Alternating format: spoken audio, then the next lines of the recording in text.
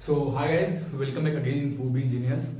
तो गाइस, हमने अभी तक थर्मोडायनेमिक खत्म कर लिया। थर्मोडायनेमिक के बाद हमने उसी से रिलेटेड एक सब्जेक्ट था आरएसी, वो भी हमने खत्म किया। तो ये जो वीडियोस हैं इस लेक्चर में जो अब मैं बनाने जा रहा हूँ सीरीज, ये एचएमटी का series, heat and mass transfer. ठीक है, एचएमटी की सीरीज बनाने जा रहा हूँ। और गाइस, जो ये वीडियो में सीरीज अभी बना रहा हूँ, ये जनरली आपका पूरा का पूरा एसएससी जेई या आरआरबी जेई कि जो लोग तैयारी कर रहे हैं उनके लिए ये बेस्ट वीडियो रहेगा।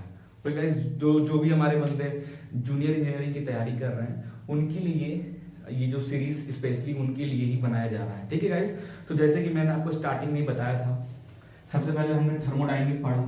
थर्मोडायनेमिक के हर डिटेल इसी सब्जेक्ट से रिलेटेड हमारा था एक आरएसी। उसके बाद हमने आरएसी को भी कंप्लीट किया, काफी सारे क्वेश्चन लगाया, थर्मोडायनेमिक के क्वेश्चंस को लगाया हमने, आरएसी के क्वेश्चंस को लगाया। और इस तरीके से हमारा दोनों सब्जेक्ट आपस में रिलेट भी करता है और रिलेट करते हुए हमने दोनों चैप्टर को खत्म किया। और काफी सारा 40 से 50 के आसपास हमने जो एग्जाम्स में आते हैं वैसे क्वेश्चंस को लगाए। ओके गाइस, और अब इनके इसको खत्म करने के बाद इसी की अगली सीरीज आती है guys, HMT, heat and mass transfer. इससे भी काफी क्वेश्चंस बनते हैं, क्वेश्चंस मैं कराऊंगा तो आप खुद ही देख लोगे। और एचएमटी के बाद गाइस हम पढ़ने वाले हैं टर्बो मशीनरी, है ना। टर्बो मशीनरी से बहुत कम क्वेश्चंस आते हैं, तो उसी के अकॉर्डिंग हम पढ़ेंगे भी, ज्यादा डीप में नहीं जाएंगे। और एचएमटी से भी गाइस बहुत ज्यादा क्वेश्चंस नहीं आते हैं, 5-6 के आसपास क्वेश्चंस आते हैं। और एचएमटी में गाइस बहुत सारे टॉपिक्स हैं हमारे, और मैंने क्वेश्चन सीरीज बहुत बार लगाए हैं एचएमटी के, और मैं दोबारा भी देख रहा था कुछ टॉपिक छूटे ना उस वीडियो में ऐड करने के लिए, पॉइंट्स मैंने लिखे, तो मैंने देखा कि बहुत सारे मैक्सिमम पॉइंट से क्वेश्चंस बनते हैं और हमें जरूरी है वो हर एक पॉइंट को पढ़ना, है ना। तो एचएमटी में काफी सारे पॉइंट्स हैं, उनको हम पढ़ेंगे, बट बहुत ज्यादा डीप में जाकर हम नहीं पढ़ने वाले, क्योंकि डीप में अगर हम चले गए तो मेरी जो ये सीरीज है थोड़ा सा यूनिक करने की सीरीज है। मैं चाहता हूं कि कम से कम टाइम में ऐसे जो ये जो छोटे मोटे जो कुछ सब्जेक्ट्स हैं, कम से कम ये तो आपका बहुत इजीली कंप्लीट हो जाए और जिसमें आप अच्छे मार्क्स गेन कर सको। तो कम से कम टाइम के अकॉर्डिंग गाइस उस तरीके के टॉपिक्स तो मैं सारे कवर करूंगा, छोड़ूंगा कोई टॉपिक्स नहीं। बट हाँ, जहां पे मुझे लगेगा कि ये टॉपिक और डीप में जा सकता है बट मैं नहीं जाऊंगा, तो वहां पे मैं बता दूंगा। अगर आपको मन होगा डीप में पढ़ने का तो मैंने ऑलरेडी इंजीनियरिंग लेवल पे वो चीजें पढ़ाई हैं, आप वो डीप में जाकर पढ़ सकते हो। तो गाइस, एक्चुअली बात क्या है कि मैं हर एक चीज आपको बताऊंगा, कहाँ जरूरी है, कहाँ से क्वेश्चंस बनते हैं, ये सब यहाँ पे हम बताने वाले हैं। ठीक है गाइस, तो हम बढ़ते हैं एचएमटी की ओर, और एचएमटी के कुछ इंपॉर्टेंट टर्म्स को देखते हैं। आइए देखते हैं क्या। सबसे पहले गाइस हम पढ़ने वाले हैं कंडक्शन। ठीक है, कंडक्शन पढ़ेंगे। पूरे एचएमटी में हम क्या पढ़ने वाले हैं इसके बारे में देख लीजिए। कंडक्शन के बारे में कन्वेक्शन पढ़ेंगे। कन्वेक्शन के बाद गाइस हम पढ़ने वाले हैं रेडिएशन। तो जनरली ये हम 3 चैप्टर को कवर करने वाले हैं, और ये 3 चैप्टर से ही हमारे क्वेश्चंस एचएमटी में बनते हैं। और जो आप देखोगे ज्यादातर जो क्वेश्चंस बनते हैं रेडिएशन से क्वेश्चंस बनते हैं, ज्यादातर क्वेश्चन रेडिएशन से बनेंगे और कन्वेक्शन से। ये जो 2 टॉपिक है ना, ये बहुत इंपॉर्टेंट टॉपिक हैं। ये आप कोई भी कॉम्पिटिटिव एग्जाम देख लोगे ना, वहां पे सबसे ज्यादा क्वेश्चन इन्हीं 2 टॉपिक से बनता है। क्यों बनता है? क्योंकि रेडिएशन, चलो ठीक है, रेडिएशन से थोड़ा बहुत चलता है, बट कन्वेक्शन से सबसे ज्यादा क्वेश्चंस बनते हैं। ठीक है, अब कंडक्शन जब पढ़ेंगे तो इसमें एक चीज और पढ़ने वाले हैं। कंडक्शन में हम हीट ट्रांसफर पढ़ेंगे फिन्स वगैरह पे। ठीक है, कन्वेक्शन भी हमारा 2-3 टॉपिक एक्स्ट्रा आ जाएगा, हीट ट्रांसफर या फिर हीट एक्सचेंजर, ये टॉपिक आ जाएगा, और रेडिएशन एक सिंगल है। तो जनरली कहा जाए तो गाइस ये लगभग 4 यूनिट के आसपास आपका ये पूरा एचएमटी है, 4 यूनिट। तो मुझे हो सकता है कि वीडियो ज्यादा बनाना पड़े, बट मैं वीडियो लगभग 1 घंटे के आसपास बना रहा हूँ, और 1 घंटे 1.5 घंटे के आसपास वीडियो बना रहा हूँ। तो मैं कोशिश करूंगा कि 2 से 3 लेक्चर में ज्यादा टाइम भी आपका वेस्ट ना हो, एक दिन आप बैठो और एचएमटी पे क्वेश्चन के साथ पूरा का पूरा सब्जेक्ट ही खत्म कर लो। मैंने थर्मोडायनेमिक के भी काफी अच्छे वीडियोस बनाए हैं, 2 दिन या 1 दिन में आप पूरा का पूरा थर्मोडायनेमिक खत्म कर सकते हो विद अच्छे कॉन्सेप्ट के साथ। मैंने फिर उसके बाद आरएसी बनाया था। एक दिन के अंदर आप पूरे का पूरा आरएसी के सारे टॉपिक्स को खत्म कर सकते हो। और मैं कोशिश करूंगा कि एक दिन के अंदर आप आराम से 2-3 घंटा 4 घंटा हमारे साथ आप बैठो और आपका एचएमटी भी खत्म हो जाए, ज़्यादा टाइम आपको ना देना पड़े और ऐसे जो कॉमन सब्जेक्ट है वो खत्म हो जाए। तो चलिए स्टार्ट करते हैं। सबसे पहले स्टार्ट करेंगे हम कंडक्शन पे। तो गाइस चैप्टर 1 जैसे कि मैंने आपको 3 पार्ट में बताया, तो ऐसे ही मैं 3 वीडियो बनाऊंगा और 3 वीडियो में पूरा का पूरा एचएमटी में खत्म करने की कोशिश करता हूँ गाइस, बड़ा भी हो सकता है क्योंकि टॉपिक्स काफी सारे हैं और जरूरी है उसको समझना, बट देखते हैं, वो तो पढ़ाते पढ़ाते खुद ही सॉर्ट होता जाएगा, ठीक है। तो गाइस वीडियो शुरू करने से पहले अगर आप हमारे चैनल पे नए हो, 4B इंजीनियर चैनल पे नए हो, तो चैनल को सब्सक्राइब कर लो। ऐसे ही नया लेटेस्ट जॉब अपडेट जो मैं देता हूँ, उसके अलावा जो मैं सीरीज बना रहा हूँ कॉम्पिटेटिव एग्जाम्स के लिए, इसमें भी आपकी हेल्प मिलती है। चलिए गाइस स्टार्ट करते हैं। HMT heat and mass transfer, यही हुआ ना इसका मतलब, हीट एंड मास ट्रांसफर।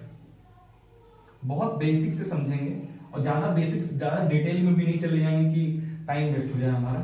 तो guys generally heat and mass transfer, इसको स्टार्ट करने से पहले थोड़ा सा बेसिक्स पढ़ेंगे कि ये उस तरीके का the science which deal with the transfer of heat from one body to another body and its depend on body type.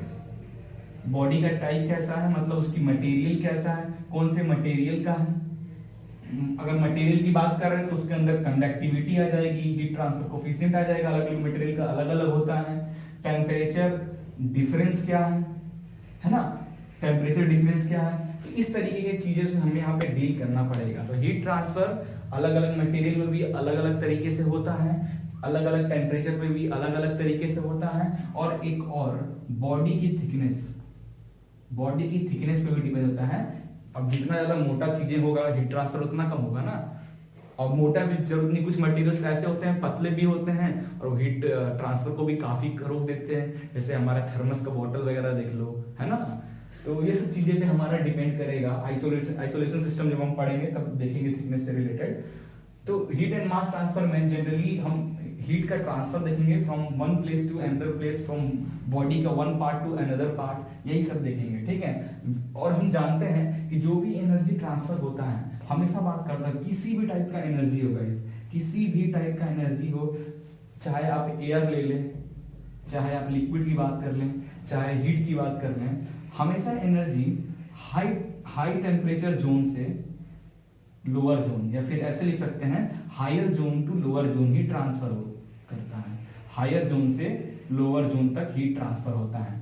अब एयर की बात कर लें, एयर की भी हम लोग ऐसे ही बोलते हैं कि हाई प्रेशर जोन से लो प्रेशर जोन में एयर मूव करता है। हीट की बात कर ले तो हाई जोन से लो जोन में मूव करता है, हाई टेम्परेचर से लो टेम्परेचर। रेफ्रिजरेटर की बात कर रहे हैं, आरएसी की बात कर रहे हैं, हर जगह एनर्जी की जहां भी बात आ रही है तो इसी तरीके से ट्रांसफर होता है ना। अब एक चीज और पढ़ेंगे, थर्मोडायनेमिक और हीट एंड मास ट्रांसफर में क्या डिफरेंस है, थोड़ा सा जानना जरूरी है।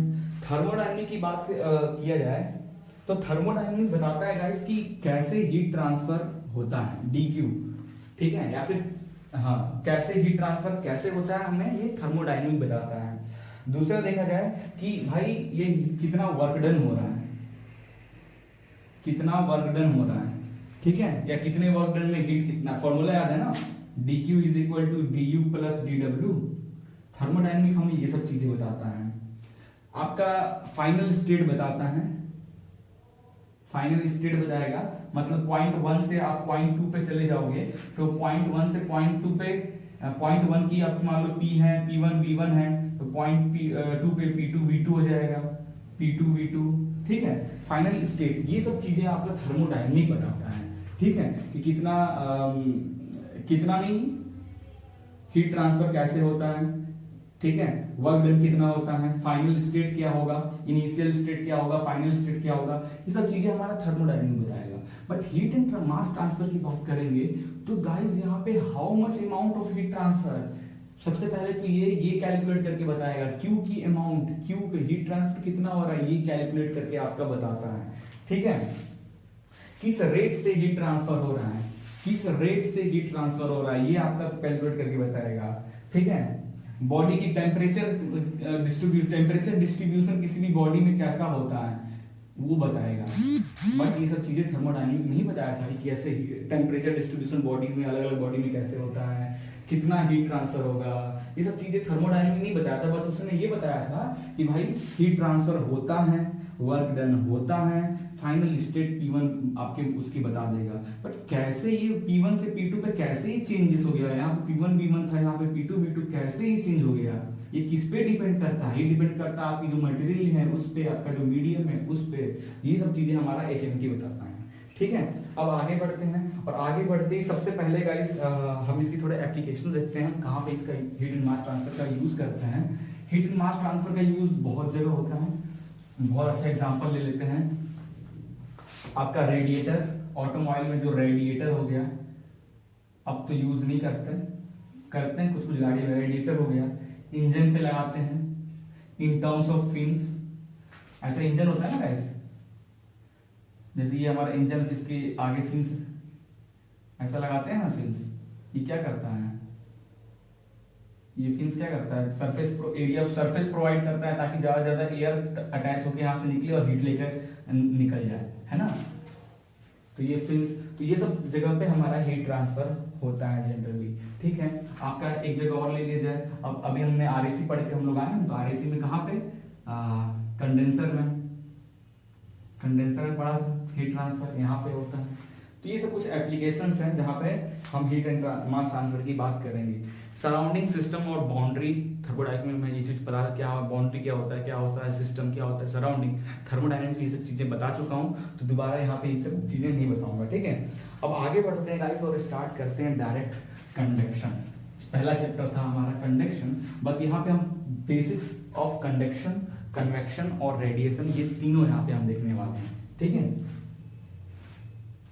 ओके, तो सबसे पहले कंडक्शन देखते हैं। क्या है, heat transfer from high temperature zone to lower temperature zone within a medium such as solid, liquid और गैस, और by direct physical contact is known as conduction. Guys conduction जो हीट ट्रांसफर है, conduction type of heat transfer, इस तरीके के heat transfer में क्या होता है, यहाँ पे आपको अगर हीट ट्रांसफर करना है, इस पॉइंट पे अगर हीट ट्रांसफर करना है, या इस बॉडी से इस बॉडी में हीट ट्रांसफर करना है, तो आपको कुछ मीडियम देना होगा इनके बीच में, है ना। और ये हीट ट्रांसफर कैसे होगा, ये हीट ट्रांसफर होगा डायरेक्ट फिजिकल कांटेक्ट से। तो इस वन को लाकर इसमें आपको, जैसे ये इसका टेम्परेचर 60 डिग्री सेल्सियस है, इसको आपने हीट करके रखा और ये नॉर्मल रूम टेम्परेचर पे है, तो अगर आप चाहते हो कि ये 60 डिग्री सेल्सियस इसमें भी ट्रांसफर हो, तो आपको इसको लेकर इसमें टच करना पड़ेगा बाय फिजिकल कांटेक्ट। तो फिजिकल कांटेक्ट से जो हीट ट्रांसफर होगा, इस तरीके के हीट ट्रांसफर को हम लोग कहते हैं कंडक्शन। और ये सॉलिड के केस में भी होता है, अभी हमने सॉलिड देखा, ऐसे ही लिक्विड के केस में देख लिए। मान लीजिए ये मैंने ले लिया मिल्क, ठीक है, एक मिल्क का ये 60 डिग्री सेल्सियस वाला है, ठीक है, और ये मैंने ले लिया वाटर, मान लो 22 डिग्री सेल्सियस पे हीट ट्रांसफर करना है, तो दोनों को हमें कांटेक्ट में लाना पड़ेगा, मतलब इसको इसमें डालना होगा या इसको इसमें डालना होगा, तो ही टेम्परेचर इक्विलिब्रियम होगा। लिक्विड में ऐसे ही दो अलग अलग गैस में, तो जाहिर सी बात है conduction type of heat transfer में क्या होता है, हमको एक बॉडी को दूसरे बॉडी में हीट ट्रांसफर करना है, तो हमें उससे फिजिकल कांटेक्ट करना पड़ेगा। ठीक है, इस फिजिकल कांटेक्ट हम करेंगे तभी हमारा हीट ट्रांसफर होगा, अदरवाइज नहीं होगा। ठीक है, ऐसे प्रोसेस को हम लोग बोलते हैं कंडक्शन हीट ट्रांसफर। और यहाँ पे हमारे जो साइंटिस्ट थे फोरियर्स ने एक इक्वेशन दिया था, rate of heat transfer in conduction में। ठीक है, कितना हीट ट्रांसफर होता है इन कंडक्शन में, उसका फॉर्मूला था dq माइनस के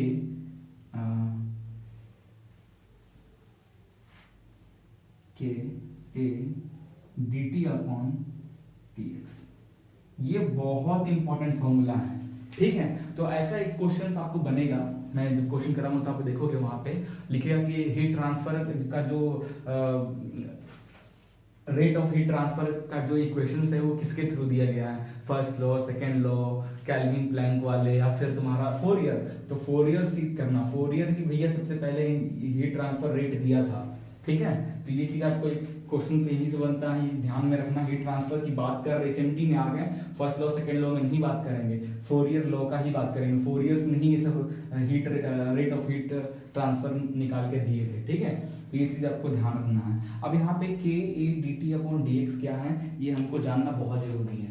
देखो के जो है इसको हम लोग बोलते हैं thermal conductivity, thermal conductivity of material. और ये डिफरेंट मटेरियल का डिफरेंट होता है, ठीक है। अलग अलग मटेरियल का अलग थर्मल कंडक्टिविटी होता है।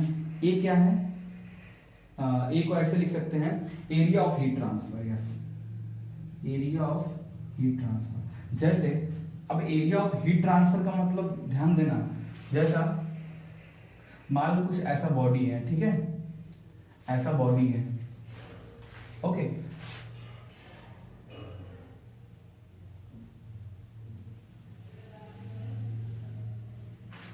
ये बॉडी है मेरा, इसमें जो हीट ट्रांसफर हो रहा है, मान लो मैं यहां से ब्लोअर दे रहा हूं, ये हवा भेज रहा हूं यहां से, ठीक है ना, यहां से ब्लोअर एयर में कर रहा हूं, तो यहां पे जो हीट ट्रांसफर होगा, मान लो कि पहले तो ये हवा जाएगा इससे, इस सरफेस से टकराएगा, और कुछ हवा इस सरफेस से टकराकर ऐसे निकल जाएगा, है ना, और ये वापस इधर से रिफ्लेक्ट हो जाएगा। तो यहाँ पे देखोगे, यहाँ पे हीट सरफेस एरिया कौन कौन सा हुआ, ये ऊपर का एरिया और ये वाला एरिया, क्लियर है। अब इसका मतलब ये नहीं पूरे इस पूरे ऑब्जेक्ट का एरिया निकालकर अब बता दो कि भाई इसका एरिया ये हो जाएगा। यहाँ पे जो एरिया है ये इस पूरे ऑब्जेक्ट का एरिया नहीं है, जहां पे एयर देने से जहां पे हीट ट्रांसफर हो रहा है इस सरफेस पे और इस सरफेस पे, इन्हीं दोनों का एरिया को आप यहाँ पे लिखोगे, ना कि पूरे ऑब्जेक्ट की एरिया लिखोगे, ये चीज ध्यान देना, ठीक है। दूसरा है dt। अब ये dt क्या है, यहाँ पे टेम्परेचर डिफरेंस, ठीक है, पहले कितना था और बाद में हीट ट्रांसफर, पहले कितना था फिर बाद में कितना हो गया, ये है टेम्परेचर डिफरेंस। आगे अभी हम डिस्कस करेंगे इस पे। और dx क्या है, कुछ नहीं, आपके ऑब्जेक्ट की thickness, thickness of material, clear है। तो ये चीज आपको याद रखना है, ओके। यहीं पे चलते हैं, ये तो हो गया heat rate of heat transfer कितना होता है कंडक्शन में, इस फॉर्मूले से आप निकाल सकते हो। यहीं पे एक आता है हमारा हीट फ्लक्स नाम से एक चीज आता है, हीट फ्लक्स, हीट फ्लक्स नाम से आता है, और इसको स्मॉल क्यू से लिखते हैं, और इसका जो फॉर्मूला होता है कैपिटल क्यू अपॉन ए। और ये कैपिटल क्यू क्या है, ये वैल्यू, तो इस वैल्यू को जब यहाँ पे पुट करोगे तो ए से और ए कैंसिल हो जाएगा, और स्मॉल क्यू की जो वैल्यू आ जाएगी वो आ जाएगी के D T upon D x, ये हो जाएगा हमारा हीट फ्लक्स, ठीक है। तो ये आपको ध्यान रखना है। इस इक्वेशन को ऐसे भी लिख सकते हैं, इस इक्वेशन को, या फिर इसी इक्वेशन को ऐसे भी लिख सकते हैं, के T2 minus T1 upon dx, इस तरीके से भी लिख सकते हैं, या फिर T1 minus T2, T1 minus T2 इसलिए रख रहे हैं, कहीं भी आप हीट ट्रांसफर करा रहे हो ज्यादा, तो पहले ज्यादा टेम्परेचर होगा ना, जो उस पर आप हवा डालोगे तो टेम्परेचर कम हो जाएगा, ये T1 होगा, ये T2 होगा, इसलिए T1 माइनस T2, ज्यादा से कम माइनस होता है ना हमेशा, इसको इस तरीके से भी लिख सकते हैं। तो ये था कंडक्शन में गाइस, इससे ज्यादा हमको कुछ नहीं पढ़ना है कंडक्शन में। कंडक्शन का हमको पता है क्या मतलब क्या होता है कंडक्शन में, जो law rate of heat transfer जो रेट होता है उसका फॉर्मूला हमारे पास है, इसमें जो हीट फ्लक्स होता है स्मॉल क्यू की वैल्यू, उसका फॉर्मूला हमको पता है, कौन दिया था, फोरियर्स में दिया था, बस हो गया खत्म, दैट्स ऑल। इतना ही कंडक्शन में हमको पढ़ना है। अब इसके जो टाइप्स है ना, हमको वहां पे जाकर थोड़ा ज्यादा ध्यान देना है, ठीक है। तो हम उसमें मूव करने से पहले, अब चैप्टर 1 में जनरली कंडक्शन के बारे में ही हमें पढ़ना था, बट हम कंडक्शन, कन्वेक्शन और रेडिएशन तीनों बेसिक्स का देखेंगे, उसके बाद फिर हम कंडक्शन में डीप में बात करेंगे, ठीक है। इतना चीज आप नोट कर लीजिए।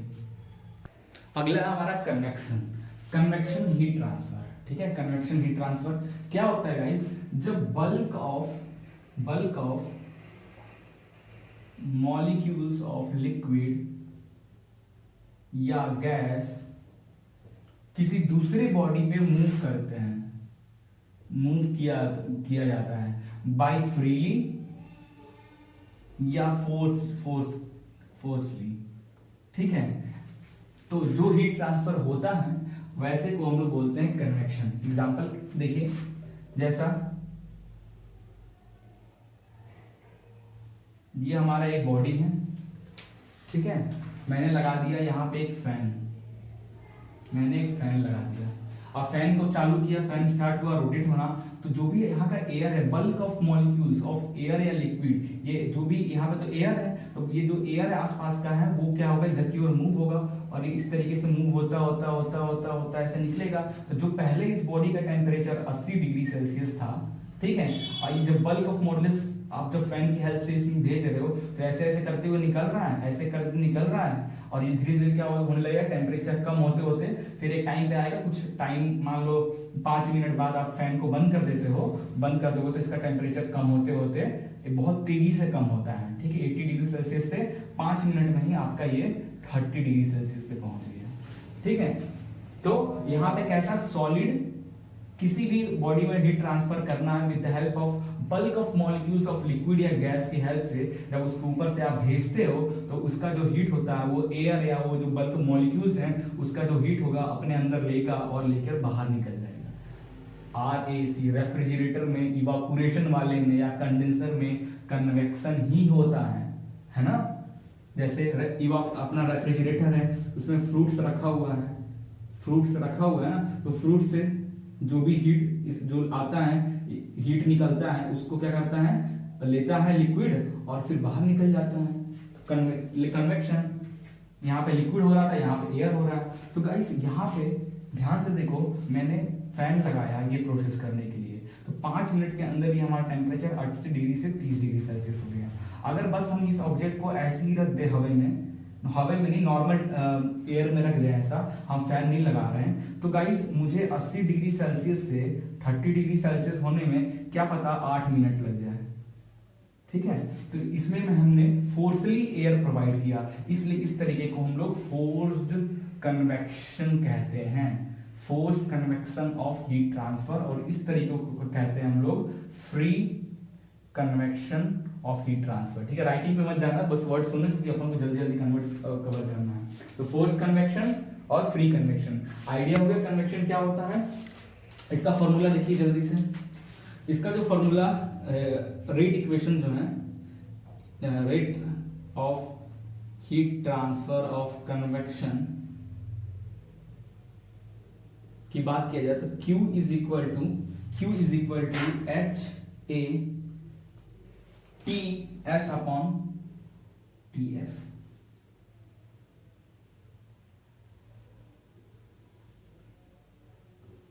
ये फॉर्मूला याद रखना है कि यहाँ पे जो रेट ऑफ हीट ट्रांसफर जो हो रहा है, यहाँ पे रेट ऑफ हीट ट्रांसफर जो हो रहा है that is HA TS minus TF। इसमें वर्ड्स का मतलब समझिए, H का मतलब होता है यहाँ पे हमारा convective heat transfer, convective heat transfer, okay. Area वही हीट ट्रांसफर एरिया, पूरा एरिया नहीं, और इस पूरी बॉडी के एरिया नहीं, ये हीट इस सरफेस पे जाएगा, इसका एरिया इतने का एरिया, ये कर्व का जो है ना, इस कर्व का एरिया, पूरे सरफेस का एरिया नहीं, ठीक है। TS का मतलब क्या है, आपका जो बॉडी था, बॉडी का टेम्परेचर, ठीक है, बॉडी का टेम्परेचर या फिर जो भी मटेरियल का टेम्परेचर, और TF क्या है, जो भी आप फ्लूइड दे रहे हो उसका टेम्परेचर, ठीक है। ये आपको ध्यान रखना है यहाँ पे।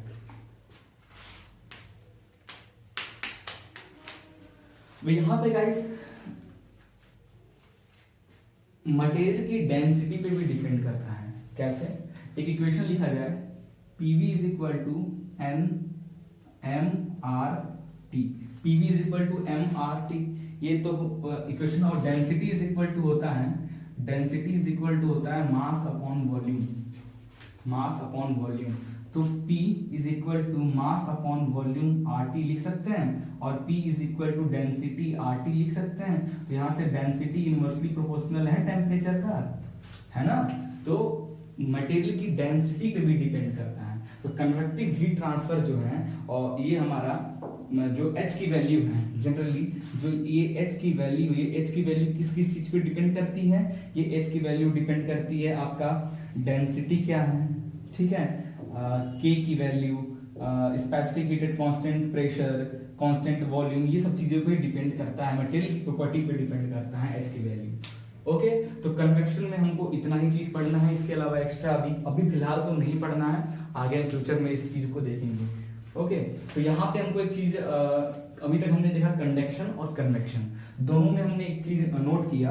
हाँ बताता हूं मैं, देखिए हमने कंडक्शन,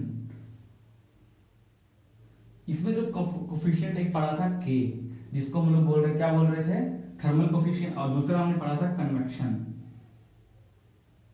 इसमें जो हमने एक कोफिशिएंट नया पाया के, तो कंडक्शन में हमने के का डेवलपमेंट किया, कन्वेक्शन में हमने एच का डेवलप किया।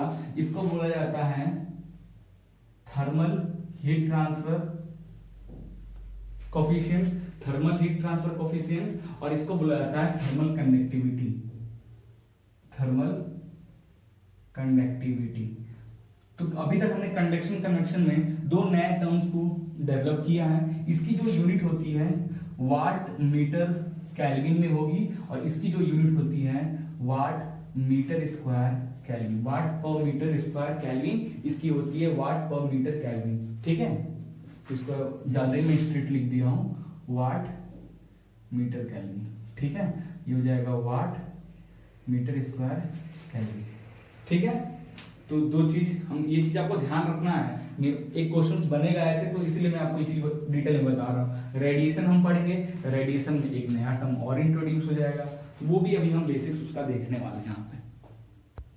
तो गाइस रेडिएशन थोड़ा सा अभी हम स्लो चल रहे हैं, थोड़ा सा स्लो चलने का रीजन ये है कि अभी हम बेसिक्स पढ़ रहे हैं एचएमटी का। अब मैं धीरे जस्ट ये टॉपिक करने के बाद धीरे धीरे मैं थोड़ा स्पीड बढ़ाऊंगा और कोशिश करूंगा कि जो चैप्टर 1 हमने जो कंडक्शन की चीजें रखा है, कंडक्शन के जितने टॉपिक है चैप्टर 1 में ही हम खत्म कर लें। ओके गाइस, तो थोड़ा सा स्पीड बढ़ाएंगे, अभी तक हम स्लो चल रहे थे। रेडिएशन क्या होता है? Thermal radiation is the transmission of heat in the form of radiant energy. ठीक है, हीट ट्रांसफर होगा but in the form of radiant energy और in the form of wave motion from one body to another across intervening space.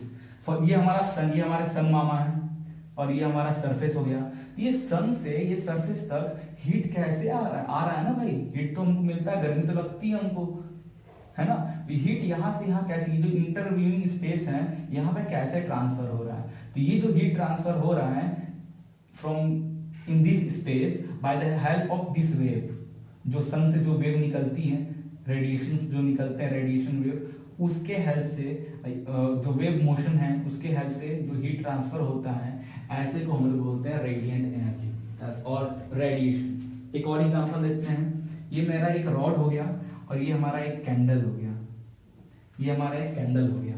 ठीक है, तो मैंने candle को जलाया, ये हमारा कैंडल बर्न हो रहा है। तो ये जो स्पेस है, ये जाहिर सी बात है कि हमारा रॉड, थोड़ी देर बाद हमारा रॉड में क्या होगा, हीट डेवलप होने लगेगा। तो कैसे, मैंने टच तो नहीं किया, दूरी रखा, तो ये जो हीट जो जलाने से, कैंडल जलाने से जो हीट निकल रहा है, हीट रेडिएशन निकल रहा है, वो कुछ इस तरीके से वेव के फॉर्म में फैलेगा और जाके इससे टच होगा और इसमें हीट ऐसे ऐसे ऐसे ऐसे ट्रांसफर होने लगेगा।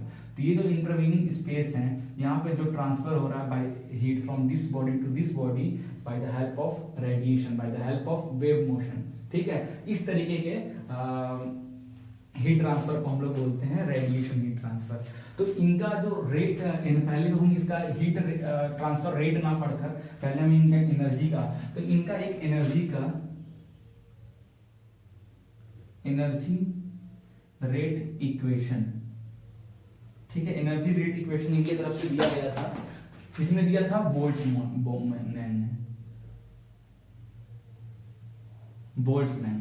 तो बाय द बोल्ट्जमैन के हेल्प से एनर्जी रेट इक्वेशन दिया गया था रेडिएशन में, जिसका फॉर्मूला बनता है हमारा EV is equal to sigma a T का पावर 4। ये किसके लिए है? ब्लैक बॉडी के लिए। ये सब चीज आपको अभी बता देने का फायदा ये है गाइस कि अगर अभी फॉर एग्जांपल मुझे वीडियो बनाने में काफी लेट हो गया, तो अब और आपके पास न्यूमेरिकल से आप जब सॉल्व करोगे तो ये सब चीजें आपके माइंड में आ जाएंगी। ओके गाइस, जब रेडिएशन हम पढ़ेंगे ना, उस टाइम भी इस चीज को फिर से मैं पढ़ाऊंगा, बट फिलहाल अभी हमको ये सब चीज देखना है। तो एनर्जी रेट इक्वेशन बोल्ट्जमैन के थ्रू दिया गया था रेडिएशन का, that is energy, basic energy rate change is equal to sigma a T का पावर 4। ठीक है, यहाँ पे देखिए, यहाँ पे जो हमारा T है absolute temperature of sun, this is absolute T, absolute temperature difference of surface. ठीक है, ए की वैल्यू क्या है, ए का है area of surface, area of surface. Sigma A का वैल्यू क्या, ये क्या है sigma A, sigma A it's called Boltzmann constant. ठीक है, बोल्ट्जमैन कांस्टेंट, और इसकी जो वैल्यू है, वैल्यू याद रखना है आपको 5.67 इंटू 10⁻⁻8 वाट पर मीटर स्क्वायर केल्विन 4, ये वैल्यू आपको याद रखनी है। ठीक है, एनर्जी रेट इक्वेशन है ये, किसके लिए, बोल्ट्जमैन के थ्रू दिया गया था ब्लैक बॉडी के लिए। अब यहीं पे बाकी नॉर्मल बॉडी के लिए देखा जाए, नॉर्मल बॉडी की बात किया जाए तो नॉर्मल बॉडी का जो एनर्जी इक्वेशन बनेगा, this is not ED, EV which is equal to sigma a epsilon a T का पावर। बाकी सब सेम है, यहाँ पे इप्सिलॉन का मतलब होता है इमिसिविटी, हम पढ़ेंगे इमिसिविटी, थर्मल डिसिबिलिटी, ये सब हम चीजें पढ़ेंगे, बट फिलहाल अभी ये रखना है। तो इमिसिविटी होता है इसका मतलब। ठीक है, और कुछ इसमें एक्स्ट्रा चीजें ऐड है, और ये अपनी सरफेस प्रॉपर्टी होती है, जो भी आपने मटेरियल लिया उसकी सरफेस की जो प्रॉपर्टी होती है वही होती है इमिसिविटी। अलग अलग सरफेस की अलग अलग इमिसिविटी होती है, इसलिए नॉर्मल बॉडी के लिए इमिसिविटी हमारी होती है और ब्लैक बॉडी में नहीं होती, क्योंकि ब्लैक बॉडी पूरा पूरा एब्जॉर्ब कर लेता है ना। ओके, तो ये तो हो गया एनर्जी का इक्वेशन, बट अभी तक हमने इसका हीट ट्रांसफर का इक्वेशन नहीं देखा है। ठीक है, हीट ट्रांसफर कितना होता है, हीट ट्रांसफर अगर आप देखोगे इसमें, तो जो ब्लैक बॉडी की हीट ट्रांसफर रेट का फॉर्मूला बनता है sigma A Boltzmann constant, sigma A surface Boltzmann constant area T1 का पावर 4 माइनस T2 का पावर 4। ठीक है, ये बनता है ब्लैक बॉडी के लिए। और दूसरा जो मैं लिख रहा हूं सिग्मा ए, इसमें इमिसिविटी की वैल्यू ऐड कर दिया जाए और T1 का पावर 4 माइनस T2 का पावर 4, ये सारे बॉडी के लिए हीट ट्रांसफर रेट। ओके, तो फिलहाल आप इतना ही चीज रखो माइंड में। जान रहा हूँ बोरियत लग रहा होगा, अभी तक हम बहुत ज्यादा स्लो चल रहे हैं, बट गाइस अब हम स्पीड पकड़ने वाले हैं। ठीक है, तो क्या क्या ध्यान में देना है, हमने कन्वेक्शन से एक नया थर्मल कंडक्टिविटी की वैल्यू पाई, कन्वेक्शन से हमने H की वैल्यू पाई, दैट इज थर्मल, ठीक है, रेडिएटिव या थर्मल कंडक्टिव की value. Okay, this K is thermal conductivity, this H is thermal convectivity, और यहाँ पे हमने सिग्मा ए बोल्ट्जमैन कांस्टेंट पाया। तो ये सब चीजें आपको तो थोड़ा सा ध्यान में रखना है, और फिर हम आगे बढ़ते हैं और थोड़ी सी स्पीड से पकड़ेंगे, क्योंकि हम पूरा चैप्टर कंडक्शन पे काम कर रहे हैं, तो हम कंडक्शन से रिलेटेड सारे टॉपिक को जल्दी से यहाँ पे खत्म कर लेते हैं। ठीक है गाइस, चलिए शुरू किया जाए। तो एक बहुत इंपॉर्टेंट टॉपिक गाइस हम डिस्कस करने वाले हैं, कंडक्शन चैप्टर पढ़ रहे हैं ना, तो यहाँ पे हम लोग बात करने वाले हैं थर्मल कंडक्टिविटी। थर्मल कंडक्टिविटी, क्योंकि कंडक्शन जब पढ़े तो वहां से हमें ये वैल्यू मिली थी, जिसको K से डिनोट करते हैं। ये जो है वैल्यू डिपेंड करती है पूरा मटेरियल की प्रॉपर्टी पे। तो मटेरियल की कौन कौन सी प्रॉपर्टी पे डिपेंड करता है, तो thermal conductivity is a function of density, pressure, okay, temperature, moisture content, porosity of material, moisture content. तो ये सब चीजों पे हमारा थर्मल कंडक्टिविटी डिपेंड करता है, ध्यान रखना। तो ये जो थर्मल कंडक्टिविटी हम K के बारे में पूरी चीज पढ़ेंगे, और यहाँ से काफी सारे क्वेश्चंस बनते हैं, इसलिए थोड़ा ध्यान से पढ़ना। तो हम पहले सॉलिड के लिए पढ़ते हैं। ठीक है, सॉलिड के लिए पढ़ेंगे, ये सब प्रॉपर्टी को डिफाइन करेंगे, सॉलिड में किस तरीके के सॉलिड में क्या होता है। तो सॉलिड में भी हम दो तरीके के सॉलिड पढ़ने वाले हैं। ठीक है, एक होता है सॉलिड मेटेलिक, एक होता है नॉन मेटेलिक। दो टाइप का सॉलिड होता है हमारे पास, एक होता है मेटेलिक सॉलिड, एक होता है हमारा नॉन मेटेलिक सॉलिड। ठीक है, अब मेटेलिक सॉलिड की बात किया जाए तो इसको ध्यान से गाइस मार्क करते हुए चलना। इसीलिए मैंने दो अलग अलग बनाया है। सॉलिड मेटेलिक की बात करें तो सॉलिड मेटेलिक में हम दो तरीके का मेटल होता है, एक होता है एलॉय और दूसरा होता है प्योर। बोलते हैं ना एलॉय है, प्योर मेटल है, वही यहाँ पे, ठीक है। तो सॉलिड मेटेलिक में एलॉय मेटल और प्योर मेटल के बारे में हम देखने वाले हैं। तो एलॉय और प्योर मेटल, एलॉय में कंडक्टिविटी की वैल्यू किस तरीके से डिफरेंशिएट करती है, प्योर मेटल में किस तरीके से मूव करती है, ये सब चीजें हम यहाँ पे देखेंगे, ठीक है। एलॉय और प्योर मेटल के लिए अब देखो, एलॉय के लिए जो थर्मल कंडक्टिविटी की वैल्यू होती है वो होती है K इज इक्वल टू के नॉट 1 प्लस बीटा टी, ठीक है। और वही हम प्योर की बात किया जाए तो प्योर के लिए जो वैल्यू होती है K इज इक्वल टू के नॉट 1 माइनस बीटा टी, ठीक है। ये चीज आपको ध्यान में रखना है, ओके ना।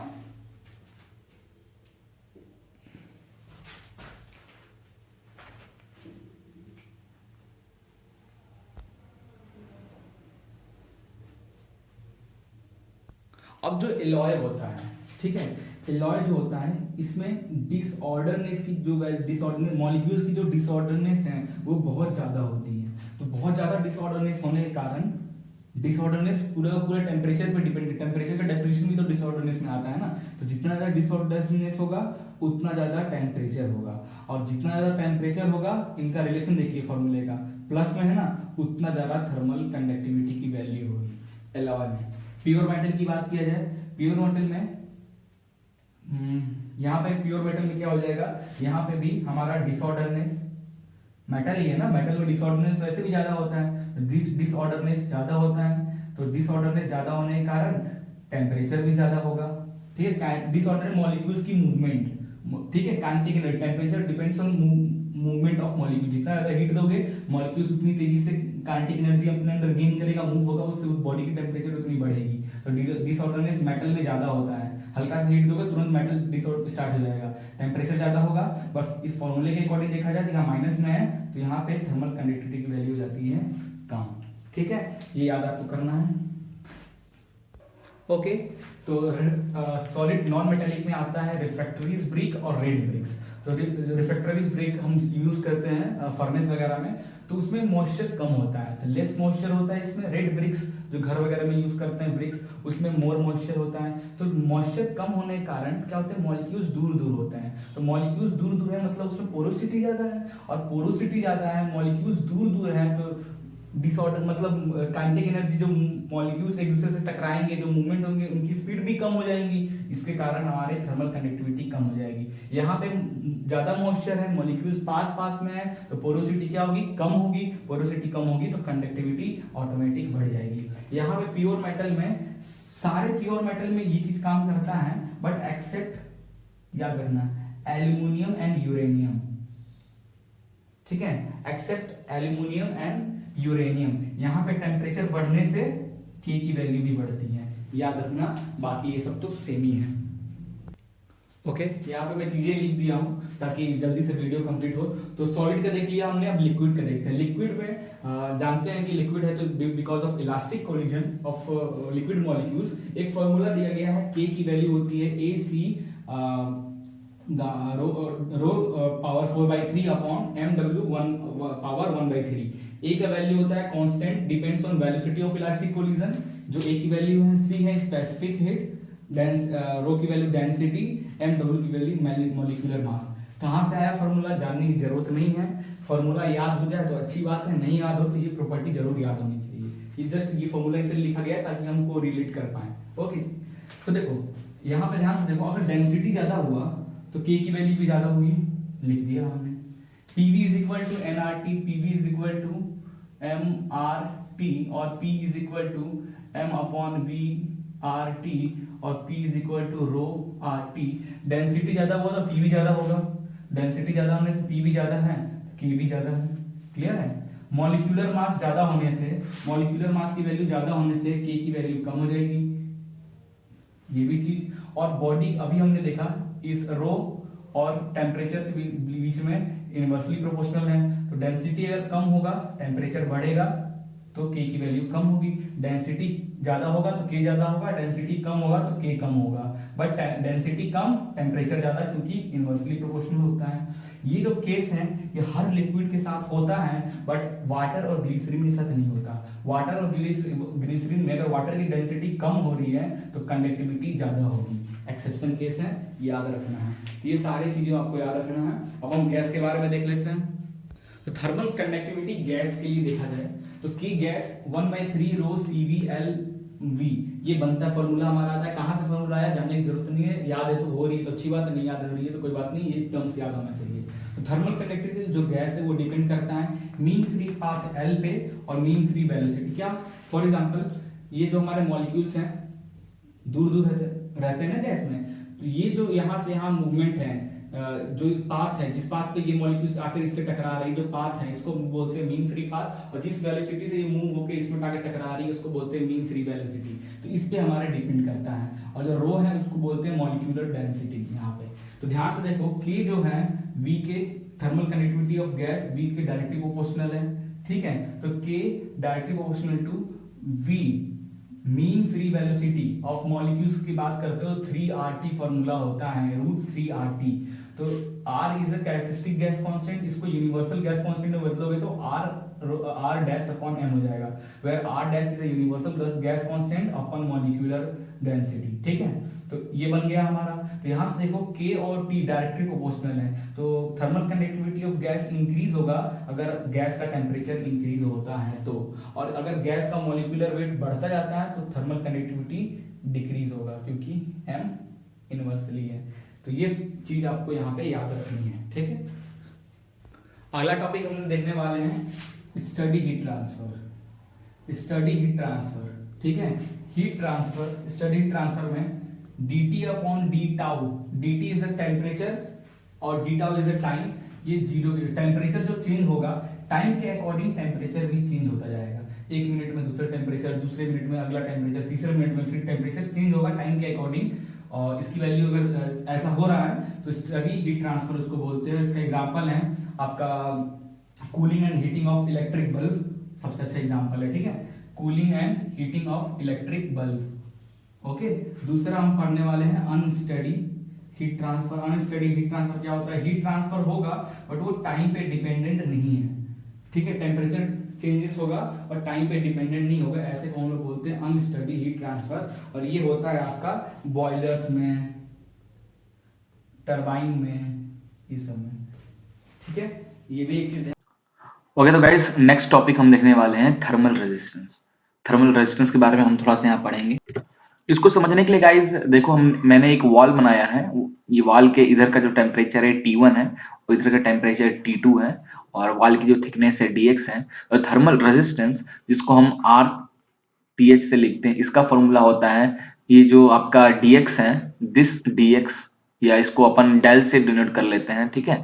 या तो हम इसको डेल से भी लिख सकते हैं या फिर इसको हम L से भी डिनोट कर सकते हैं। तो यहाँ हो जाएगा L अपॉन KA, ठीक है। ये जो थर्मल रेजिस्टेंस का फॉर्मूला है इसको अभी याद रखना है माइंड में आपको, फिर मैं आगे बताऊंगा इसका यूज कहाँ करना है, ठीक है। एक हो गया थर्मल रेजिस्टेंस, दूसरा होता है हमारा थर्मल कंडक्टेंस।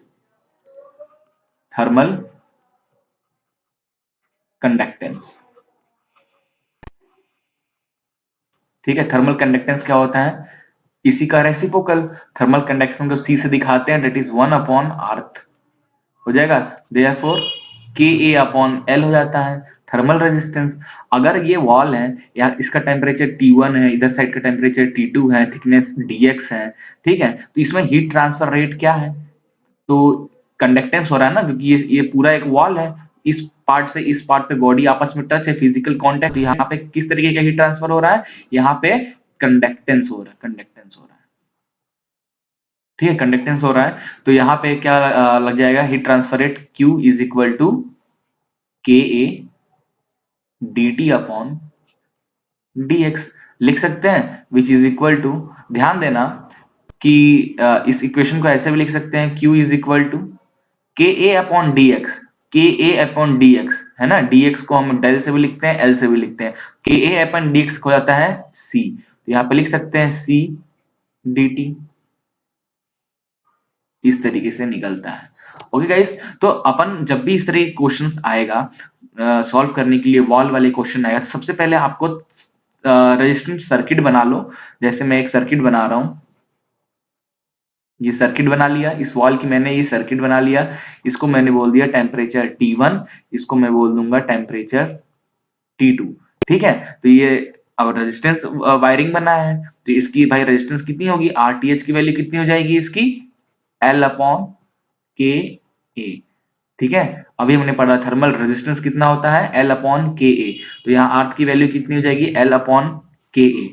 ठीक है, ये चीज ध्यान में रखना है। क्यों ध्यान में रखना है, अभी एक अगला जो टॉपिक पढ़ाने वाला हूं उसमें ये बहुत जरूरी है और बहुत जरूरी काम भी यहाँ पे आने वाला है। अगला टॉपिक देखिए, बट उसको स्टार्ट करने से पहले एक छोटा सा टॉपिक और हम डिस्कस करेंगे, जिसको बोलते हैं हम लोग थर्मल डिफ्यूसिबिलिटी। बहुत ये सब छोटे छोटे टॉपिक्स है ना, पहले हम इसको देख लेते हैं, फिर मेन टॉपिक पे चलेंगे, ताकि आप आराम से इसको रिलेट कर पाओ। ठीक है, ठीक है, थर्मल डिफ्यूसिविटी, इसका फॉर्मूला क्या बनता है, इसको अल्फा से डिनोट करते हैं, और इसका बनता है फॉर्मूला हमारा के अपॉन रो सी। क्लियर है, ज्यादा डीप में अपन को नहीं जाना है। हमने अभी देखा थर्मल रेजिस्टेंस का एक फॉर्मूला, ये फॉर्मूला आपको माइंड में रखना है। कंडक्टेंस का जो फॉर्मूला है, ये फॉर्मूला जरूरत नहीं पड़ता, बट आपको अभी जितना भी मैंने पढ़ाया उसमें से सिर्फ आपको ये ध्यान में रखना है। और इस तरह से कितना भी वाल, अगर बगल में एक और वाल जोड़ दूं मैं, उसके बगल में एक और वाल जोड़ दूं, इस तरीके से सर्किट आपको बनाते जाना। ये सर्किट बनाने आना चाहिए, उसमें आरत की वैल्यू पता होना चाहिए, उसका यूज कैसे करेंगे अभी हम आपको बताते हैं। एक थर्मल डिफ्यूजिबिलिटी भी हम यहाँ पे पढ़ लेते हैं, जिसका होता है के अपॉन रो सी। के क्या है यहाँ पे, थर्मल कंडक्टिविटी, थर्मल कंडक्टिविटी। रो क्या है, मॉलिक्यूलर डेंसिटी। ठीक है, रो इज द मॉलिक्यूलर डेंसिटी। और आपका सी क्या है, स्पेसिफिक हीट, स्पेसिफिक हीट। हमने पढ़ा था ना, सॉलिड में और लिक्विड में स्पेसिफिक हीट की एक ही वैल्यू होती है सी, और गैस में दो होती है, सीपी एंड सीवी। थर्मोडायनेमिक्स में पढ़ा था ना, वही चीज यहाँ पे ध्यान देखना। बट सॉलिड की बात कर रहे हैं यहाँ पे, सॉलिड हीट ट्रांसफर, इसलिए हम स्पेसिफिक हीट सिर्फ सी लेकर चल रहे हैं। थर्मल डिफ्यूजिबिलिटी क्या होता है, it is a ratio of thermal conductivity to the thermal storage capacity. ठीक है, इस रो सी को हम पूरे, ये रो सी को साथ में लेकर इसको बोलते हैं हम लोग थर्मल थर्मल स्टोरेज कैपेसिटी। ठीक है, ये आपको ध्यान में रखना है। क्या होता है थर्मल रेजिस्टेंस, क्या होता है थर्मल डिफ्यूसिबिलिटी, ये आपको ध्यान में रखना है। अब हम चलते हैं नेक्स्ट टॉपिक पे। तो अगला टॉपिक है गाइस यहाँ पे, analogue of heat transfer with electric circuit. जैसे मैंने अभी एक वॉल बनाई थी ना, अब मैं यहाँ पे खूब सारा वॉल बना रहा हूँ। एक वॉल ये हो गया, ठीक है, थोड़ा सा ऐसे अलग अलग दिखाऊंगा ताकि आपको थोड़ा सा ये दिखे। ये 3 वॉल हो गया। मान लो यहाँ का टेम्परेचर T1 था, यहाँ का टेम्परेचर T2 है, ठीक है, यहाँ का टेम्परेचर T3 है, और यहाँ का टेम्परेचर T4 है। इस तरीके से टेम्परेचर यहाँ पे हमारा मान लो यहाँ पे कोई हीट वाला यहाँ पे सोर्स है, ये सोर्स है, यहाँ से हीट आया, तो इस तरीके से हीट डिस्ट्रीब्यूट हो रहा है वॉल में, ऐसा इस तरीके से गया और इस तरीके से हीट डिस्ट्रीब्यूट हो रहा है। तो इसका जो सर्किट बनेगा, इलेक्ट्रिकल सर्किट बनेगा, जैसे सिखाया था अभी बनाना, बनाओ ऐसे, इतने के लिए बन गया। यहाँ पे मार्क करो, नाम दे दो T1, इसको दे दो T2, ठीक है, इसको लिख दो T3, इसके लिए बन गया। अब ये बचा है ना, T4 बन गया, T1, T2, T3, T4, और ये क्या हो जाएगा, R1, R2, R3। अब इस वॉल में कितनी हीट ट्रांसफर हो रही है, इसको आप विद द हेल्प ऑफ ये सर्किट डायग्राम इजीली कैलकुलेट कर सकते हो। ठीक है, ऐसा एक आध क्वेश्चन आएगा जो बताएंगे, बट यहाँ पे हम कैसे हीट ट्रांसफर को इलेक्ट्रिकल सर्किट से रिलेट कर रहे हैं, एनालॉग कैसे कर रहे हैं, ध्यान दो। V is equal to I R, ये कौन सा फॉर्मूला है भाई, ओम्स लॉ, ओम्स लॉ का formula V is equal to I R. तो I is equal to del V upon del R लिख सकते हैं, है ना। उसी तरीके से हीट ट्रांसफर को अपन लिखते हैं K A D T upon D X, लिखते हैं ना, इसको अपन D T upon D X upon K A लिख सकते हैं, इस के ओ के नीचे भेज दिए। तो यहाँ पे अब इलेक्ट्रिक ओम्स लॉ के थ्रू ये आया और यूलर्स फॉर्मूले के थ्रू ये आया, दोनों को कंपेयर करो तो ये जो डी आर है उसकी वैल्यू क्या है, डी आर की वैल्यू यहाँ पे क्या दिख रहा है, dx upon D A, sorry dx upon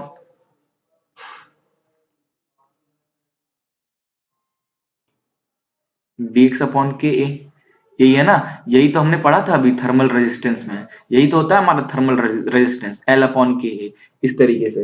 अब अगर यहाँ पे ध्यान दो, अब यहाँ पे R1 R2 R3 तीन R लगे हुए हैं, तो अपन इसको क्या लिख सकते हैं, इसको ऐसे लिख सकते हैं कि R इक्विवेलेंट, ठीक है, R equivalent is equal to R1 के लिए क्या हो जाएगा, L1 अपॉन K1 A1 हो जाएगा, तो लिख सकते हैं L1 upon K1 A1 plus R2 के लिए क्या हो जाएगा, L2 अपॉन K2 A2, वैसे ही R3 के लिए क्या हो जाएगा, L3 अपॉन K3 A3। इतना क्लियर है, तो R इक्विवेलेंट की वैल्यू हमारी निकल चुकी है। तो अपन क्या करना है, अब हीट ट्रांसफर रेट निकालना है। अब ध्यान दो, अब अभी dx अपॉन के ए को हमने जब रिलेट किया अपने इलेक्ट्रिकल सिस्टम से फोरियर सिस्टम को जब रिलेट किया, एनालॉग किया, तो dx अपॉन के ए को हमने लिखा dr, तो हम इसकी जगह पे dr लिख सकते हैं, तो इसको पूरा इक्वेशन कैसा हो जाएगा, q is equal to dt upon dr हो जाएगा, विच इज इक्वल टू नहीं, इसको ऐसे लिख सकते हैं कि dt is equal to Q D R, ये भी लिख सकते हैं। और डी आर क्या है आपका, आर इक्विवेलेंट, जितने भी यहाँ पे आर लगे हैं वही तो है। और डी टी क्या है, पूरा overall temperature T1 minus T2 T2 minus T3 T3 minus T4, यही ना है। तो डी टी की जगह पे हम क्या लिखेंगे, T1 माइनस T2, ठीक है, plus T2 minus T3 T2 minus T3 plus T3 minus T4 T3 minus T4 which is equal to Q, और dr की जगह हम लिख देते हैं R इक्विवेलेंट, और R इक्विवेलेंट की वैल्यू हमारे पास ये ऑलरेडी पहले ही निकाल चुके हैं, ठीक है। तो यहाँ पे ध्यान दो, ये सारी वैल्यू कट जाएगी, ये इससे ये कट जाएगा, इससे ये कट जाएगा, बचे क्या यहाँ पे T1 minus T4 which is equal to Q R equivalent, ये बचा ना। तो हीट ट्रांसफर रेट कितना निकल गया, पूरे वॉल के लिए हीट ट्रांसफर कैसे निकल जाएगा, पूरे वॉल के लिए हीट ट्रांसफर निकल जाएगा Q is equal to T1 minus T4 upon R equivalent. तो ये जो इक्वेशन है हमारा फाइनल, ठीक है,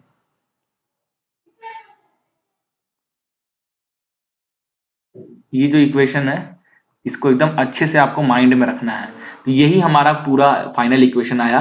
तो इस तरीके के क्वेश्चंस अगर आपको आएंगे तो करना कुछ नहीं है, तुरंत एक सर्किट बनाना है, सर्किट में सारे पॉइंट्स को डिनोट करना है, R1 R2 R3 की वैल्यू निकालनी है, सबको प्लस कर लोगे, R1 R2 R3 सबको प्लस कर लोगे तो R इक्विवेलेंट मिल जाएगा। R इक्विवेलेंट की वैल्यू पुट करो और स्टार्टिंग सरफेस का जो टेम्परेचर है और लास्ट सरफेस का जो टेम्परेचर है उनको माइनस कर दो, तो उस पूरे वॉल में किस रेट से हीट ट्रांसफर हो रहा है वो आपको यहाँ पे निकल जाएगा। तो ये चीज आपको थोड़ा ध्यान देना है, ठीक है, बहुत इंपॉर्टेंट है। अभी जब मैं कराऊंगा क्वेश्चन तो उसमें ये काम आने वाला है। तो गाइस अभी हमने जो देखा था, हमने क्या देखा था, कंडक्शन, अभी जो हमने देखा था वो देखा था कंडक्शन थ्रू प्लेन वॉल, ठीक है। तो क्या फॉर्मूला निकला था, कितना हीट ट्रांसफर रेट हो रहा था, T1 minus T4 upon R equivalent, ये हो रहा था ना, यही हमारा फॉर्मूला अभी जस्ट आया था, where R equivalent is equal to R1 plus R2 plus R3 plus so on, है ना।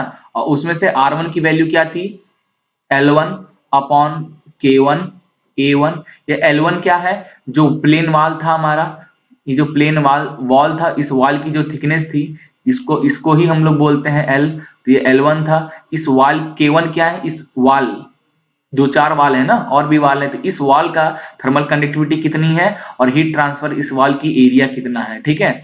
हम ऐसे करते थे प्लेन वाल का, बट गाइस प्लेन वाल का तो हमने देख लिया, अगर यही कंडक्शन थ्रू अ सिलिंड्रिकल, अगर ये वॉल सिलिंड्रिकल हो फिर उसमें हीट ट्रांसफर कैसा होगा, मतलब वॉल कुछ इस तरीके का हो,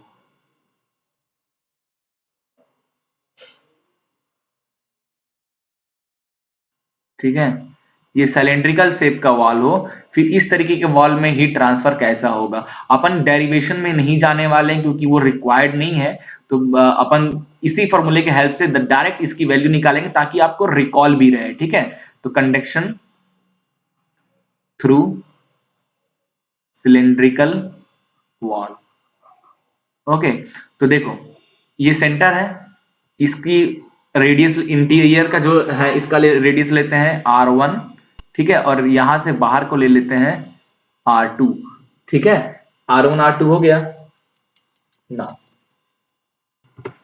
देखो तो फोरियर ने क्या इक्वेशन दिया था हीट ट्रांसफर कंडक्शन के लिए, हीट ट्रांसफर का फॉर्मूला क्या दिया था, Q is equal to minus K A D T upon D X, यही दिया था ना।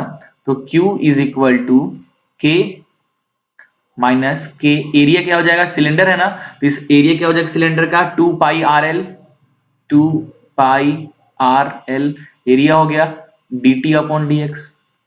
ठीक है, अब ये इसको इधर ट्रांसफर कर देते हैं, इसको इधर ट्रांसफर कर देते हैं, और दिस, और यहाँ पे dx की जगह पे यहाँ पर रेडियस r1 r2 है ना, वहां पे dx इसलिए लिख रहे थे क्योंकि ये dx हम इसको थिकनेस को मान रहे थे। यहाँ पे जो थिकनेस है वो r1 r2 से रिलेटेड है, तो dx ना लिख के हम यहाँ पे r लिख सकते हैं, dt अपॉन dr इन सिलेंड्रिकल वॉल के टर्म में। तो अपन लिख सकते हैं फाइनली q अपॉन, इसको इधर ट्रांसफर कर दीजिए, 2 पाई आर एल, इस dr को उधर ट्रांसफर कर दीजिए, तो ये बन जाएगा हमारा that is minus D T, बच जाएगा।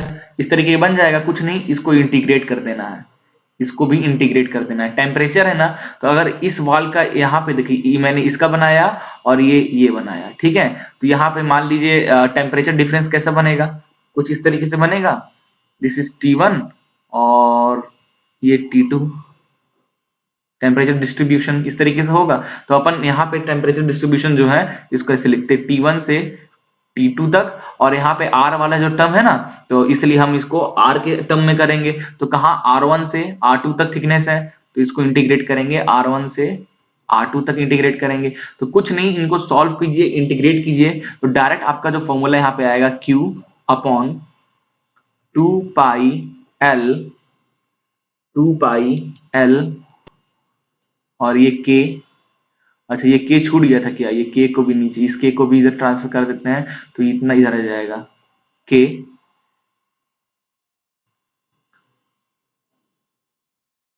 log R2 upon R1 which is equal to T1 minus T2।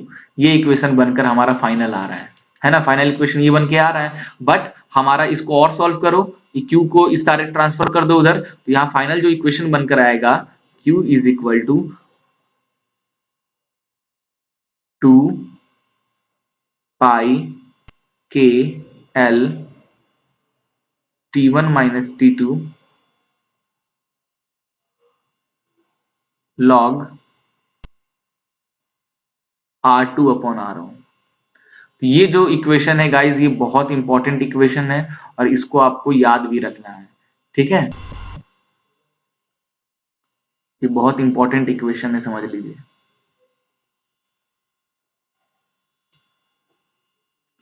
तो क्या क्या अभी हमने देखा, एक तो हमने देखा जब प्लेन वॉल में किस तरीके से हीट ट्रांसफर होता है, तो उसको डायरेक्ट हम इस फॉर्मूले के हेल्प से कैलकुलेट कर सकते हैं। अगर वही वॉल अगर सिलेंड्रिकल शेप का हो, सिलेंड्रिकल शेप का वॉल हो, तो उसके लिए हीट ट्रांसफर कैसे निकालेंगे, 2 पाई के एल, इस सिलेंडर की जो के की वैल्यू है, एल सिलेंडर का जो लेंथ है, ये जो सिलेंडर का जो लेंथ है ये L, T1 minus T2 eight R1 पे क्या टेम्परेचर है और R2 पे क्या टेम्परेचर है, जो ज्यादा होगा उसको आगे लिखकर कम वाले को माइनस कर देना, upon log R2 upon R1, R2 upon R1। तो ये फॉर्मूला, तो ये दोनों फॉर्मूले को देखो, इन दोनों फॉर्मूले को देखो, इस फॉर्मूले को देखो और इस फॉर्मूले को, ज्यादा डिफरेंस नहीं है। T1 माइनस T4 स्टार्टिंग और एंडिंग का पॉइंट, उसी तरह स्टार्टिंग और एंडिंग ये लिखा हुआ है। आर इक्विवेलेंट, यहाँ पे प्लेन वाल था इसलिए आर इक्विवेलेंट की वैल्यू आ रही थी, नॉर्मल में आ रही थी, नॉर्मल में आ रही थी, ठीक है। इसीलिए जब प्लेन वाल के जब हम टेम्परेचर डिफरेंस बनाते हैं तो लाइन एकदम स्ट्रेट बनाते हैं, ठीक है। बट यहाँ पे देखो थोड़ा मैंने कर्व बनाया, क्यों, क्योंकि ये लॉगरिथमिक तरीके से मूव कर रहा है, लॉगरिथमिक तरीके से हीट यहाँ पे ट्रांसफर होता है, इस लॉग में वैल्यू आई है आर की, तो लॉग R2 अपॉन R1 2 पाई के एल। तो एक कंडक्शन थ्रू प्लेन वाल, कंडक्शन थ्रू सिलेंड्रिकल वाल, ये दो इक्वेशन आपको बहुत माइंड में लेकर चलना है। तो गाइज अगर मल्टी सिलेंडर है, ठीक है, मल्टी सिलेंडर लगा हुआ इन दैट केस, जैसे मल्टी सिलेंडर का हम बना रहे हैं फॉर्म, देखिए ध्यान से, ठीक है, ये देखिए,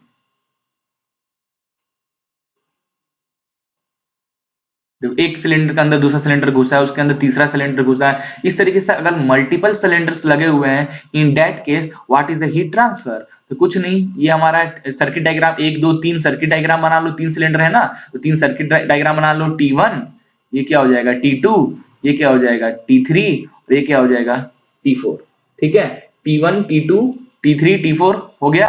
ये हो जाएगा हमारा R1 R2 R3, R1 R2 R3 हो गया। तो यहाँ पे जो R की वैल्यू सिलेंडर की है, सिलेंडर में जो R की वैल्यू हो जाएगी, R1 की वैल्यू कितनी हो जाएगी, ध्यान से देखो और जल्दी से आंसर बताओ। यहाँ पे R1 की वैल्यू हो जाएगी ln R2 अपॉन R1। ये कौन सा, ये R कैपिटल R जो है ये रेजिस्टेंस है, स्मॉल r रेडियस है ये, ठीक है, इस तरीके से। और ये हो जाएगा R2 की वैल्यू क्या हो जाएगी, R2 की वैल्यू हो जाएगी ln R3 अपॉन R2 और R3 की वैल्यू क्या हो जाएगी ln R4 upon R3। Clear है, ये इस तरीके से आपको कर देना है। तो हीट ट्रांसफर क्या क्या फॉर्मूला बन जाएगा, 2 पाई के एल T1 माइनस ये स्टार्ट वाला और ये एंड वाला T4 अपॉन, इसको पूरे को R ये लिख ही देता हूं मैं, L1 R2 upon R1 plus ln R3 upon R2 plus ln R4 upon R3। Clear है, तो ये हमारा फॉर्मूला बन गया किसके लिए, मल्टी सिलेंडर लगे हुए हैं, उस तरीके से क्या फॉर्मूला बनेगा। बस गाइस देखो, ये जो हमारा है ना सर्किट डायग्राम, ये सर्किट डायग्राम आपको पता, कंडक्शन का क्वेश्चन आ गया तो तुरंत सर्किट डायग्राम बनाओ, सारी पॉइंट्स को पुट करो, R1 R2 R3 मार्क करो। R1 की वैल्यू अगर सिलेंड्रिकल है तो ln की टर्म्स में आएगा, ठीक है, और अगर प्लेन वाल है तो डायरेक्ट हमारा आता है, ठीक है, L अपॉन दिस। तो इस तरीके से हमारा आएगा और जनरली वैल्यू पुट कर, जनरली गाइस यहाँ पर जैसे जैसे प्लेन वाल में, प्लेन वाल जब हम पढ़ रहे थे ना, तो प्लेन वाल में हमने R1 की जो वैल्यू निकाली थी, एक रेजिस्टेंस की वैल्यू निकाली थी। R1 क्या है, थर्मल रेजिस्टेंस, और इस थर्मल रेजिस्टेंस का फॉर्मूला क्या होता है, L अपॉन के ए, यही होता है ना, L अपॉन के ए।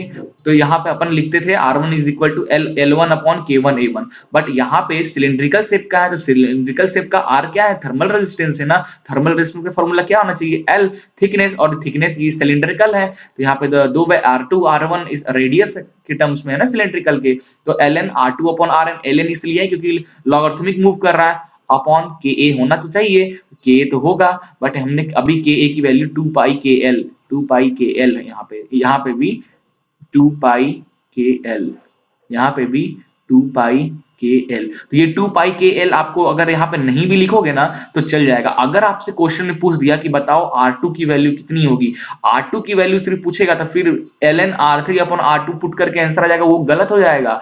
ln R3 upon R2 put करने के बाद उसको डिवाइड भी करना पड़ेगा 2 पाई के एल से, क्योंकि जब हम डेरिवेशन करते हैं तो Q की वैल्यू जो आता है 2 पाई के एल नीचे आता है, उसको हम ऊपर भेज देते हैं, तो इस तरीके से होता है। क्लियर है, तो प्लेन वाल के लिए R1 का फॉर्मूला ये होता है, और सिलेंड्रिकल वाल की बात आती है तो वहां पे थर्मल रेजिस्टेंस का जो फॉर्मूला बनता है वो बनता है ln R2 upon R1 upon 2 पाई के एल, ये बनता है। तो ये ध्यान रखना है, ये R2 अपॉन R1 नहीं, अगर इसकी बात करें तो R3 अपॉन R2 आ गया, अगली की बात करें R4 अपॉन R3 आ गया, उस तरीके से ये भी मूव होता जाएगा। तो प्लेन वाल के लिए और ये सिलेंड्रिकल वाल के लिए इस तरीके से आपको ध्यान में रख के आगे क्वेश्चंस को सॉल्व करते जाना है। तो अपन ने प्लेन का देख लिया, ठीक है, सिलेंड्रिकल का देख लिया, मल्टी सिलेंड्रिकल का देख लिया। अब हम एक बहुत इंपॉर्टेंट टॉपिक डिस्कस करने वाले हैं, इंसुलेशन। ठीक है, इंसुलेशन जैसे कि मान लो ये हमारा एक वायर है, ये मेरा एक वायर है, इसके ऊपर हमारा लगा इंसुलेटर, तो ये हमारा वायर हो गया, ठीक है, सॉलिड वायर, इसको मैं लिख देता हूं, दिस इज सॉलिड वायर, जिसका टेम्परेचर है Ti। क्लियर है? ये हमारा इंसुलेटर है, थोड़ा सा मैं इसको और पतला करता हूं, ठीक है। ये हमारा जो रेड कलर से आपको दिख रहा है ये इंसुलेटर है। यहाँ पे पहले क्या क्या, तो ये जो सॉलिड वायर है अपन पढ़ के आ रहे हैं, अपन पढ़ रहे हैं क्रिटिकल इंसुलेशन। क्रिटिकल इंसुलेशन हम पढ़ रहे हैं। क्या होता है क्रिटिकल इंसुलेशन? कि अगर आपका जो वायर है उस वायर में जब हीट जनरेट होता है तो उस हीट ट्रांसफर को कम करने के लिए आप ऊपर इंसुलेटर लगाते हो ना, प्लास्टिक का या फिर कोई मटेरियल का। तो आप सोचोगे कि जैसे कि ये वायर है, जितना ज्यादा आप इंसुलेटर लगाओगे उतना ज्यादा, आप यही सोच सकते होगे ना, जितना ज्यादा इंसुलेटर लगाते जाओगे उतना ज्यादा हीट आपका रुकता जाएगा। ऐसा नहीं है, एक लिमिट तक आप अगर लगा रहे हो, ठीक है। फॉर एग्जाम्पल ये वायर है, ये आप इस लिमिट तक आप ले गए थिकनेस इंसुलेटर का, तो ठीक है, तब तो आपका हीट ट्रांसफर रेट अच्छी तरीके से हो रहा है। जहां इससे ज्यादा अगर आपने एक लेयर का और लगाया तो आपका हीट ट्रांसफर रेट पूरा का पूरा गड़बड़ा जाएगा, है ना। तो ये जो मैक्सिमम पॉइंट था थिकनेस का, इंसुलेशन का थिकनेस का जो मैक्सिमम पॉइंट था, इसी को हम लोग कहते हैं क्रिटिकल थिकनेस ऑफ इंसुलेशन, ठीक है। उसकी वैल्यू क्या होती है? उसकी वैल्यू होती है आर नॉट या फिर R C, critical insulation is equal to K upon H, ठीक है। के अपॉन एच, ये आपको ध्यान रखना है। ये डेरिवेशन करने जाएंगे तो बहुत टाइम लगेगा और अपन को जरूरत ही नहीं है। क्रिटिकल इंसुलेशन निकालने की बात किया तो आप डायरेक्ट निकाल दोगे। तो देखो क्रिटिकल इंसुलेशन में हो क्या हो रहा है। यह वायर है, वायर पहले जो हीट ट्रांसफर हो रहा है, वायर और इंसुलेटर के बीच में जो हीट ट्रांसफर हो रहा है, ये जो हीट ट्रांसफर यहां से यहां तक हो रहा है, इसको हम लोग बोलेंगे कंडक्टेंस, ठीक है, कंडक्टेंस। और इंसुलेटर के ऊपर ये एयर है ना, इंसुलेटर के ऊपर एयर है, उसमें जो हीट ट्रांसफर हो रहा है इसको हम लोग बोलेंगे कन्वेक्शन। कन्वेक्शन। तो कंडक्शन कहां हो रहा है? इंसुलेटर में। तो इंसुलेटर में क्या हो रहा है? कंडक्शन हो रहा है। तो इसकी एक थर्मल कंडक्टिविटी भी होगी इंसुलेटर का। और इंसुलेटर से जैसे ऊपर गए, एयर में आ गए, तो यहाँ पे हीट ट्रांसफर हो रहा है, तो यहाँ पे क्या हो रहा है? कन्वेक्शन हो रहा है। तो यहाँ पे एच आता है, कौन से कन्वेक्शन में एच कांस्टेंट होता है, कंडक्टेंस में के होता है। तो जो ये फॉर्मूला है के और एच, ये के क्या है? ये इंसुलेटर का थर्मल कंडक्टिविटी, और ये एच क्या है? ये कन्वेक्टिव जो यहाँ पे एयर का हो रहा है, एयर और इंसुलेटर का, उसका थर्मल कंडक्टिविटी है H. H is the thermal conductivity और के इज द या थर्मल हीट ट्रांसफर कोफिशिएंट। इसको हम लोग बोलते हैं एच को थर्मल हीट ट्रांसफर कोफिशिएंट। जब हम कन्वेक्शन पढ़ेंगे तो और अच्छे से समझेंगे इसको। और के को हम लोग बोलते हैं थर्मल कंडक्टिविटी, है ना। तो ये जो अंदर वायर लगा है, वायर का भी कुछ थर्मल कंडक्टिविटी होगा, क्योंकि सॉलिड है, उसका भी थर्मल कंडक्टिविटी होगा। तो ये जो फॉर्मूला मैंने लिखा है, ये जो फॉर्मूला लिखा है क्रिटिकल इंसुलेशन का के अपॉन एच में, इसमें जो के की वैल्यू है वो वायर का नहीं है, वो जो इंसुलेटर आपने लगाया है उसका है। तो ये जो के है ये किसका है? थर्मल कंडक्टिविटी ऑफ इंसुलेटर, ठीक है। तो गलती से वायर का वैल्यू पुट कर दोगे, कंफ्यूज करने के लिए वायर का देते हैं तो गलत हो जाएगा। और एच क्या हो जाएगा? Thermal heat coefficient of convection, जो प्रोसेस हो रहा है, ठीक है। तो ये आपको ध्यान रखना है, अदरवाइज आप गलती कर दोगे, ठीक है। एक लास्ट टॉपिक और हम पढ़ने वाले हैं और कंडक्शन हमारा हो जाएगा खत्म। अभी तक हमने पढ़ा क्या? अभी तक हमने कंडक्शन का, सबसे पहले कंडक्शन में हमने देखा था प्लेन वॉल के लिए, प्लेन वॉल के लिए Q की वैल्यू क्या निकलती है? T1 minus T four upon जल्दी बताइए क्या हो जाएगा? R इक्विवेलेंट, है ना, R इक्विवेलेंट। प्लेन वॉल का देखा, उसके बाद हमने देखा सिलेंडर का, सिलेंड्रिकल वाल का Q की वैल्यू हमने क्या देखी? 2 पाई के L T1 minus T4 upon ln R2 by R1 plus जितने भी होंगे लगे होंगे, सिंगल है तो अगर एक ही लगा हुआ, एक ही सिलेंड्रिकल वाल है तो T1 माइनस T2 हो जाएगा और formula ln R2 by R1, काम खत्म। सिलेंड्रिकल वाल। और मल्टी सिलेंड्रिकल वाल का देखे थे, मल्टी सिलेंड्रिकल वॉल का देखे थे, उसमें ये भी वैल्यू एक्स्ट्रा एक्सटेंड हो गई थी। उसके बाद अभी हम देखने वाले हैं एक और, उसको सॉल्व नहीं करूंगा, डायरेक्ट फॉर्मूला लिखूंगा, ठीक है। स्पेरिकल वॉल, अगर वॉल आपका स्पेरिकल है, in that case what is the heat transfer. Sphere shape का अगर वॉल है, in that case heat transfer की फॉर्मूला क्या हो जाएगा, यहाँ पे आपका आ जाएगा 4 पाई के, ठीक है, T1 minus T2 upon 1 upon R1 minus 1 upon R2, ठीक है। तो ये फॉर्मूला बन जाएगा। टर्म्स कौन कौन से हैं उसको समझने के लिए देखिए, यहाँ पे जो R की वैल्यू है, मतलब थर्मल रेजिस्टेंस की जो वैल्यू है वो कितनी है, थर्मल रेजिस्टेंस की वैल्यू कितनी है, 1 upon R1 minus 1 upon R2 upon 4 पाई के। थर्मल रेजिस्टेंस की वैल्यू ये है, क्लियर है। और यहाँ पे ये वॉल है, मान लो ये स्पेरिकल वॉल है, ठीक है, इसको ऐसे बनाते हैं, मान लो ये स्पेरिकल वॉल है ना। तो यहां से ये R1 है और ये R2 है, तो 1 upon R1 minus 1 upon R2, ठीक है। उसी तरह R1 है तो इसका टेम्परेचर T1 होगा, R2 है तो इसका टेम्परेचर सरफेस का T2 होगा। तो जो हीट ट्रांसफर हो रहा है T1 minus T2, this T1 minus T2 के क्या है, उस सिलेंडर स्पेरिकल जो है, स्पेरिकल वायर है, स्पेरिकल वॉल है, उस स्पेरिकल वॉल का थर्मल कंडक्टिविटी के, है ना। इस तरीके से वैल्यू पुट करके आप स्पेरिकल का हीट कंडक्शन भी निकाल सकते हो। तो हमने प्लेन वॉल का देख लिया, सिलेंड्रिकल का देख लिया, मल्टी सिलेंड्रिकल का देख लिया, मल्टी प्लेन वॉल का देख लिया, स्पेरिकल का देख लिया। ऐसे ही अगर मल्टी स्पेरिकल का भी नहीं आता है, बहुत ज्यादा हमने अभी भी थोड़ा सा ज्यादा ही डिस्कस कर लिया, उतना डीप में नहीं आता है, तो ये चीज था। तो यहां तक फाइनली हमारे कंडक्टेंस का जितने भी टॉपिक हैं वो हम सारे टॉपिक कंडक्टेंस का देख चुके हैं, ठीक है। अब कंडक्टेंस का हमारा टॉपिक खत्म हो चुका है, अब हम कन्वेक्शन स्टार्ट करेंगे और रेडिएशन स्टार्ट करेंगे, और हमारा हो जाएगा पूरा का पूरा HMT के जितने भी इंपॉर्टेंट टर्म्स हैं वो यहाँ पे खत्म हो जाएंगे।